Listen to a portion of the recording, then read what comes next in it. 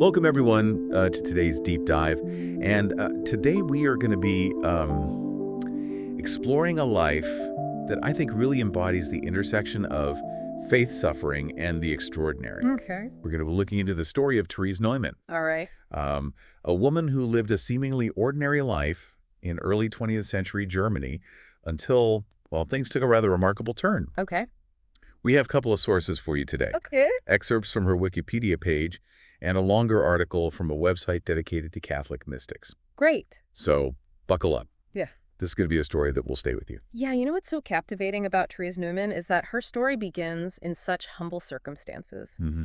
Born in 1898 in Konnersreuth, Germany, Okay. a small Bavarian village, Yeah. into a large, poor family. Yeah. Her early life was far from extraordinary. It really does paint a picture of simplicity, doesn't it? Absolutely. A young woman working hard on her family's farm, Right. devoted to her faith. Yes. Yet even in those early years, there's this glimmer of something more. Absolutely. Therese dreamed of becoming a missionary sister in Africa. Wow. Imagine Yeah. that this young woman, with her roots firmly planted in rural Germany, felt this powerful calling to spread God's word in a far-off land. It speaks to a deep sense of faith and purpose, wouldn't you say? Oh, absolutely. But as we know, life often has other plans. Right. In 1918, at just 20 years old, tragedy struck. Yes, a devastating accident while fighting a barn fire left Therese with a spinal injury that resulted in partial paralysis and excruciating pain. Oh my goodness. It's hard to fathom the suffering she endured. Yeah. And it only intensified with subsequent falls leading to further complications. Yeah, the details are really difficult to hear. Yes. Blindness and then these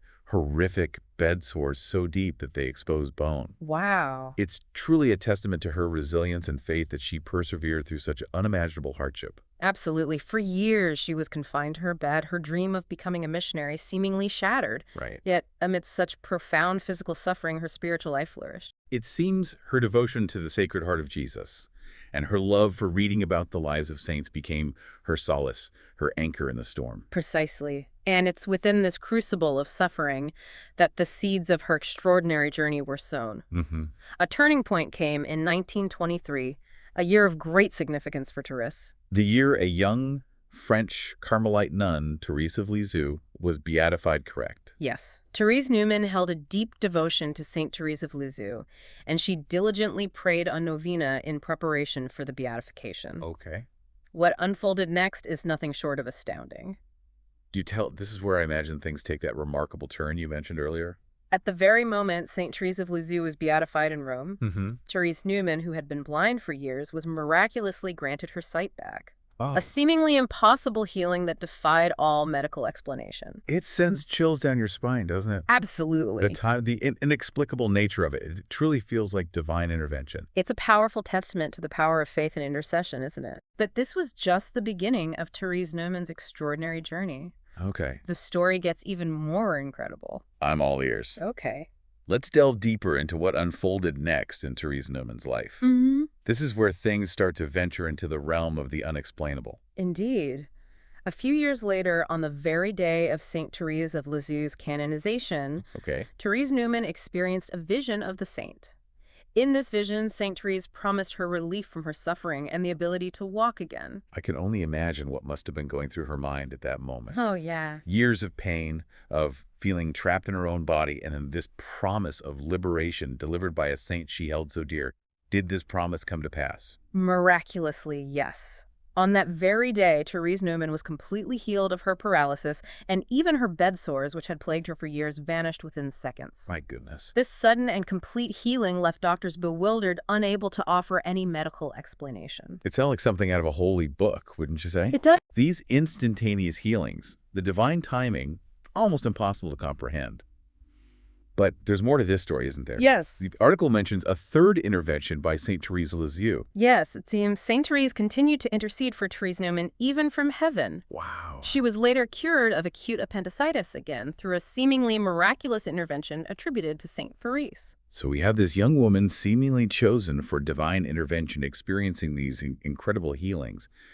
But I have a feeling this is just the tip of the iceberg when it comes to Therese Neumann's story. You would be right. Her journey takes an even more profound turn with the appearance of the stigmata, a phenomenon that has fascinated and mystified people for centuries. This is where we really start to delve into the mysteries of faith, wouldn't you agree? Yes, we do. The stigmata wounds, mirroring those Christ suffered during his crucifixion, are a profound manifestation of faith and suffering.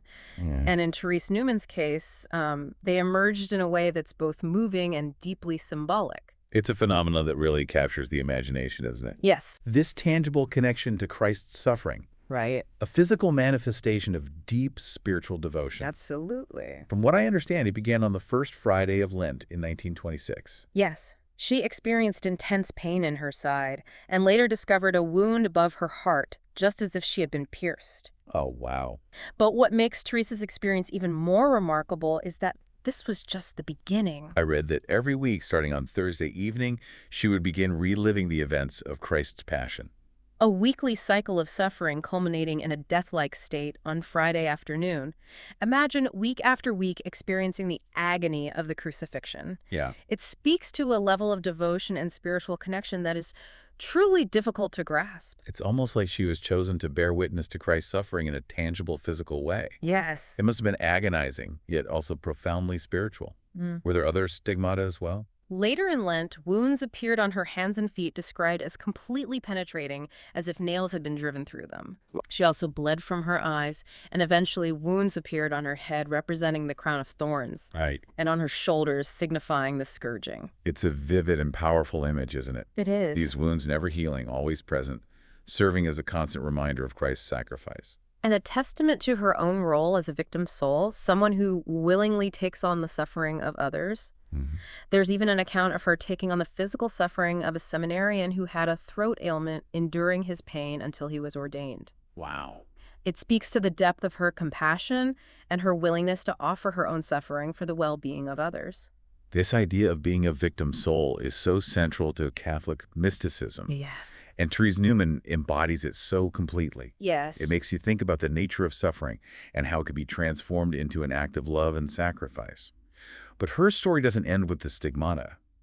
The sources also mention another fascinating aspect, her apparent ability to abstain from food and drink. For years, she reportedly lived solely on the Eucharist, receiving Holy Communion, but abstaining from all other food and drink. Okay. In 1927, a team of doctors observed her for 2 weeks, meticulously documenting her intake and her physical condition. And what did they find? Was there any scientific explanation for how she could survive without sustenance? Despite their best efforts, they were baffled. There was simply no medical explanation for how she could maintain her weight and health without consuming any food or liquid. Wow. Some even compared her to someone in hibernation. Right. But she was active speaking, writing, living a normal life, sustained, it seemed, solely by the Eucharist. It certainly challenges our understanding of human physiology, doesn't it? It does. This inexplicable ability to survive without what we consider essential sustenance. It raises questions about the nature of the Eucharist and its power to sustain us on both a physical and spiritual level. It truly does. And while some may seek scientific explanations for those of faith, it stands as a testament to the divine power of the Eucharist and its ability to nourish us in ways we may not fully comprehend. But Therese's extraordinary experiences extended far beyond the physical realm. She reportedly had numerous mystical experiences, including visions of Jesus and scenes from his life. It's as if she had a direct line to the divine, wouldn't you say? Right. Able to transcend the boundaries of time and space to experience the sacred in a way that few of us can even imagine. What other sorts of visions did she have? She spoke of visitations from the Virgin Mary, saints, and angels. Wow. It's as if her life became a tapestry woven with the threads of the divine. These encounters, often occurring during her weekly passion ecstasies, paint a picture of a woman deeply connected to the spiritual realm. It's fascinating to consider the nature of these visions. Were they purely spiritual experiences, or did they manifest in a physical, tangible way? Accounts suggest they were incredibly vivid and real to her, often leaving her emotionally and spiritually transformed. It's a reminder that the boundaries between the physical and spiritual may not be as rigid as we often assume. This all points to a level of spiritual awareness and sensitivity that's truly extraordinary. Yeah. But there's more, isn't there? Yes. The article also mentions other remarkable abilities that Therese Neumann reportedly possessed. Yes. Her connection to the sacred seemed to extend beyond visions. She was Okay. said to be able to recognize priests even when they were disguised as laymen by their consecrated hands.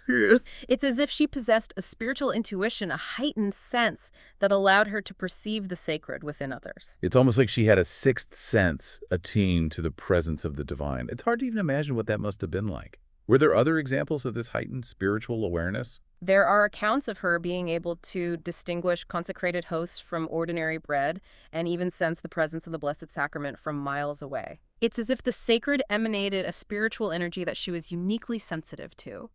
And when she approached the Blessed Sacrament, the pain from her stigmata would temporarily subside, suggesting a profound connection between her suffering and the Eucharist. These stories are simply remarkable. It's like she embodied this deep intuitive connection to the sacred, experiencing the presence of the divine in ways that most of us can only dream of. And there's even more. There are reports of her being able to sense if a visitor had recently received communion. Wow. It's as if the act of receiving the Eucharist left a spiritual imprint that she could perceive. And perhaps most intriguing of all are the stories about relics. Relics, like fragments of bone or cloth associated with saints? Exactly. It said that she could identify them by touch and even know their history. This ability to discern the sacred, to connect with the spiritual energy of objects, further reinforces this idea of her heightened spiritual sensitivity. It's an incredible story, filled with so many layers of meaning and mystery. But I have a feeling there's still more to uncover in Therese Neumann's life, isn't there? More to explore about her extraordinary experiences and what they might reveal about the nature of faith and the mysteries of the human spirit. We've been on quite a journey with Therese Neumann's story, haven't we? From humble beginnings to miraculous healings, the stigmata, and this extraordinary sensitivity to the sacred. It's hard to wrap your mind around it all.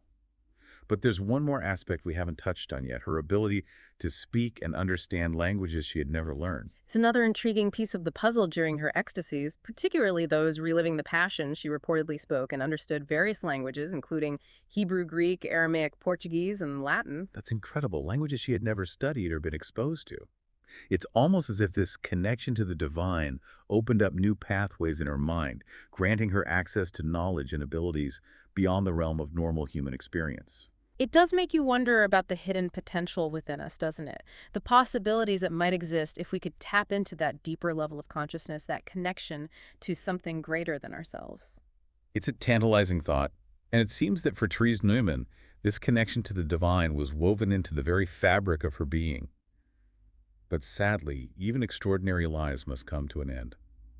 Therese Neumann died in 1962 after experiencing heart troubles in the late 1950s. Were there any notable events surrounding her death? On the day she passed, she received miraculous communion not from the hands of a priest, but directly from Jesus himself. It's a fitting end to a life so intertwined with the divine. She died peacefully on September 18, 1962, at the age of 64. It's almost as if heaven itself reached down to embrace her in those final moments, a beautiful image of grace and transcendence. The sources also mention something rather unusual about her physical body after death. That's right. There was a notable lack of decomposition, a phenomenon often associated with saints. It's as if her physical body, which had been a vessel for so much suffering and grace during her lifetime, continued to bear witness to her extraordinary spiritual journey even after death. It's a powerful reminder that death is not the end, but a transition to something more.